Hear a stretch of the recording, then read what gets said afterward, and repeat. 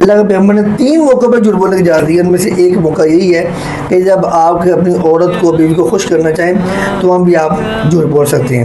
پھر اس کے علاوہ نبی السلام کے صحابی ہیں سیدنا عمر رضی اللہ تعالیٰ عنہ, ان کے پاس ایک کیس آیا کہ ایک صحابی نے اپنی بیوی سے پوچھا کہ کیا تمہیں میں پسند ہوں؟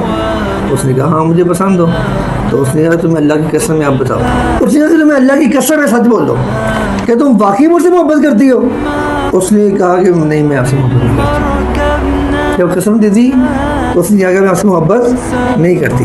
جب کہا نہیں محبت کرتی تو اس نے اپنی بیوی کو طلاق دے دی. جب طلاق دے دی تو فیصلہ سیدنا عمر کے پاس ہے. حضرت عمر نے پوچھا کیا ہوا تھا؟ اس نے کہا کہ عمر میرے مومنین اس نے مجھے اللہ کی قسم دے دی, اب میں کیا کرتی؟ اب میں نے اللہ کی قسم جھوٹی نہیں کرنی تھی نا. میں نے فرمایا تم نے جھوٹی قسم اٹھا لینی تھی. کیونکہ کتنے ہی گھر ایسے ہیں جو چل رہے ہیں مفاہمت پہ, سمجھوتے میں چل رہے ہیں.